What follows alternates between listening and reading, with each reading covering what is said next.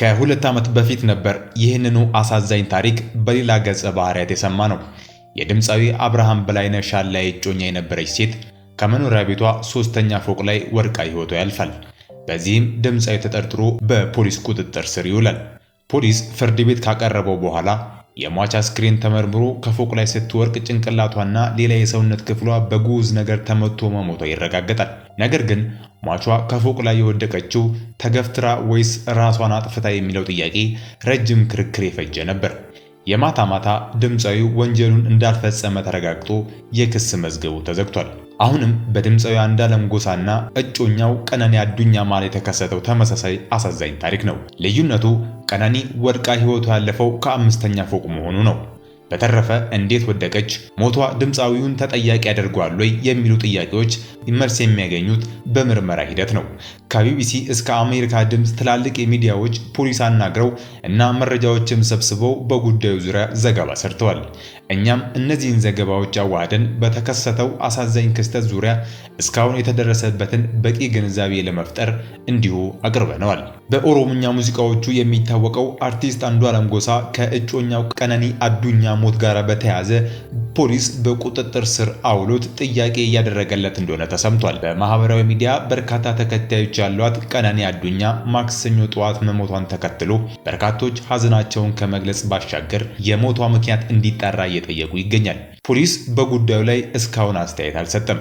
ቢቢሲ የቀነኒን ሞት ምክንያት ለማጣራት ከፖሊስ መረጃ ለማግኘት ያደረገው ጥረት አልተሳካም። የአርቲስት አንዱዓለም ማኔጀር ሌሊሳ ኢንድሪስ የአስክሬን ምርመራው በሚኒሊክ ሆስፒታል እንደሚደረግና የሟች የቀብር ስነ ስርዓት ረቡዕ እንደሚከናወን ለቢቢሲ አፋን ኦሮሞ ተናግሯል። ቀነኒ ከሚኖሩበት ህንፃ መውደቋንና ንጋት 11 ሰዓት አካባቢ መሞቷን ሌሊሳ ተናግሮ አንዱዓለምና ቤተሰቦቹ ወድቃ እንዳገኟት አስታውቋል። ሌሊሳን ንጋት 11 ሰዓት ስልክ ተደውሎ ቀነኒ ጉዳት ደርሶባት ሆስፒታል እንደገባች እንደተነገረው ገልጾ እስካሁን ባለው መረጃ መሰረት ከአምስተኛ ፎቅ ወድቃ ነው የሞተችው፣ ሁኔታውን ለማጣራት ምርመራ ተጀምሯል ብሏል። ማኔጀሩ አክሎም መኖሪያ ቤቱ አዲስ አበባ አራብሳ በሰንሻይን ተብሎ የሚታወቀው አካባቢ መሆኑን ጠቅሶ ጥንዶቹ በስፍራው ከአንድ ዓመት በላይ መኖራቸውን ተናግረዋል። ከክስተቱ በኋላ አስክሬኗ በአቅራቢያ ወደሚገኘው ያኔት ወደ ተባለው ሆስፒታል መወሰዱን ገልጿል። እስከ ምሽት ድረስ ከቆየን በኋላ ፖሊስ መጥቶ አስክሬኑን ለምርመራ ወደ ሚኒሊክ ሆስፒታል ወሰደው። ቀጥሎ ሱሉልታ ወደሚገኝ ቤተሰቦቿ ተወስዷል። የቅብር ስነ ስርዓቷ በአዲስ አበባ ይፈጸማል። ሌሊሳ እንደሚለው አርቲስት አንዱዓለም በአሁኑ ወቅት ለምርመራ በፖሊስ ጣቢያ ነው የሚገኘውም ብሏል። አንዱዓለም ነው ወደ ሆስፒታል የወሰዳት። ፖሊስ መጥቶ ለምርመራ እሱን ይዞት ሄዷል። ከዚህ ውጪ በማህበራዊ ሚዲያ የሚሰራጨው ወሬዎች አሉባልታ ናቸው። አንዱዓለምን ወደ ፖሊስ ጣቢያ የወሰዱት ቃሉን ለመቀበል ነው ሲልም አብራርቷል። ማኔጀሩ በማህበራዊ ሚዲያ የሚሰራጩ የተለያዩ መረጃዎች የተሳሳቱ ናቸው በማለት ወቅሶ ጉዳዩ እስኪጣራ ድረስ ሰዎች በትዕግስት እንዲጠባበቁም ጠይቋል። ጥንዶቹ በቅርቡ ትዳር የመመስረት እቅድ እንደነበራቸው ማኔጀሩ ለቢቢሲ ተናግሯል።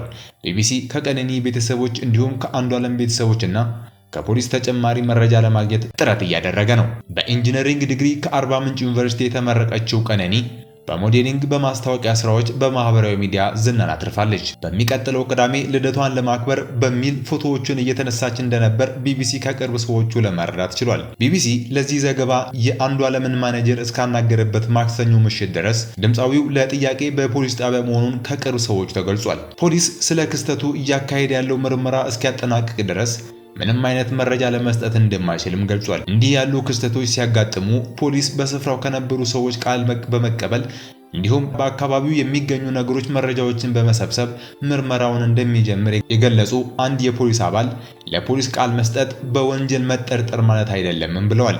ከዚህ ባለፈ ሟቿን ከመሞቷ በፊት ያገኙና የሚያውቋትን ሰዎች ቃል ያካተተ ሌላ ዘገባ ደግሞ የሚከተለው እንዲህ ነው።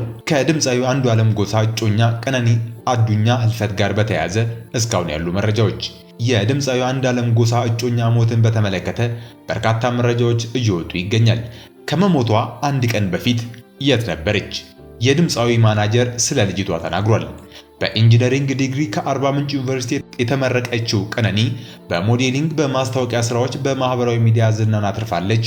በሚቀጥለው ቅዳሜ ልደቷን ለማክበር በሚል ፎቶዎች እየተነሳች እንደነበር ከቅርብ ሰዎች የተገኘው መረጃ ያመለክታል። ልጅቱ ከመሞቷ አንድ ቀን በፊትስ የት ነበረች?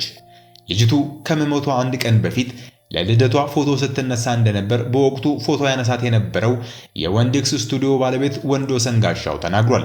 ፎቶግራፈሩም በፎቶግራፍ ስራዎች ካፈራዋቸው ወዳጆቼ መካከል የቀኝ እጄ የምላት እህቴ ቀነኒ አዱኛ መካሬ፣ ጓደኛዬ፣ የክፉ ቀን ወዳጄ ነበረች።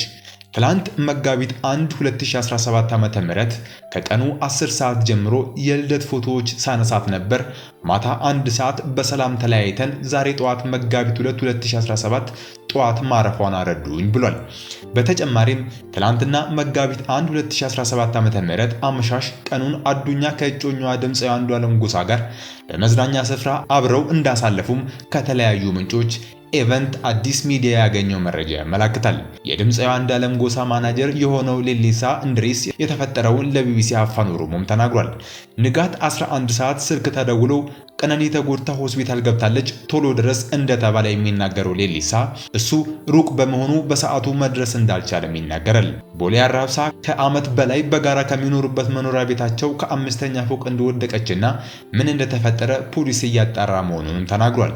ክስተቱ ከተፈጠረ በኋላ በቅርብ በሚገኘው ያኔት ሆስፒታል ከገባች በኋላ ጠዋት ፖሊስ መጥቶ ሬሷን ወደ ሚኒሊክ ሆስፒታል ለምርመራ ከወሰደ በኋላ የምርመራ ውጤቱ እስኪወጣ አስክሬኗ ወደ ቤተሰቦቿ ሱሉልታ መሄዱ ነው የተገለጸው። ድምፃዊ አንዷለም ጎሳ ለጥያቄ ትፈለጋለህ ተብሎ ከሆስፒታል ወደ ፖሊስ ጣቢያ ተወስዶ እዛ የሚገኝ ሲሆን እኛ የምናውቀው እስካሁን አለመታሰሩን ነው፣ ምርመራ እናድርግ ብሎ ነው ፖሊስ ወሰደው ሲል ማናጀሩ ይናገራል። ለ2 ዓመታት በፍቅር ከቆዩ በኋላ በቅርቡ ጋብቻቸውን ለመፈጸም እየተዘጋጁ እንደሆነ አውቃለሁ ሲል ሌሊሳ ይናገራል። ፖሊስ ምን አለ? የልጅቷ አሟሟት ምን እንደሆነ የምርመራ ስራ ተሰርቶ እስኪገለጥ ድረስ ህብረተሰቡ በትዕግስት ይጠብቅ።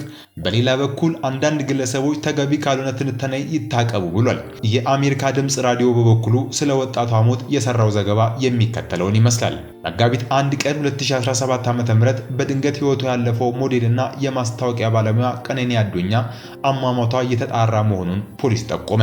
በኦሮምኛ ቋንቋ ዘፈኑ የሚታወቀው አንዷለም ጎሳ የፍቅር አጋርና ሞዴልና የማስታወቂያ ባለሙያ ቀነኒ አዱኛ ትናንት ሌሊት በአዲስ አበባ ከተማ ለሚኩራ ክፍለ ከተማ ውስጥ በሚገኝ መኖሪያ ቤታቸው በድንገት ህይወቷ ማለፉን ስማቸው እንዲጠቀስ ያልፈለጉና ለቤተሰብ ቅርብ የሆኑ ምንጮች ተናገሩ። ምስራቅ ሐረርጌ ውስጥ የተወለደችው ቀነኒና ድምፃዊ አንዷለም መኖሪያ ቤታቸው ህንፃ ላይ እንደሚገኝና ከ5ኛ ፎቅ ራሷ ወርውራ ህይወቷ ማለፉን እኚህ ለቤተሰብ ቅርብ የሆኑ ምንጭ ገልጸዋል። ነገር ግን አሟሟቷን በተመለከተ ቪኦኤ ከፖሊስም ሆነ ከሌላ ገለልተኛ ምንጭ አላረጋገጠም። የባህላዊ አልባሳትን በመልበስ በተለይም በማህበራዊ ሚዲያ ላይ በይበልጥ የምትታወቀው ቀነኒ ከታዋቂ አንዷለም ጎሳ ጋር ለ3 ዓመታት በአንድ ቤት ይኖሩ የነበሩ የፍቅር አጋር መሆናቸውን እኚህ ግለሰብ ነግረውናል። አርቲስት አንዷለምን ፖሊስ ለጥያቄ ፈልጎ እንደወሰደው ይህ ዘገባ እስከተጠናከረበት ጊዜ ድረስ በፖሊስ ቁጥጥር ስር እንደሚገኝ ምንጫችን ነግረውናል።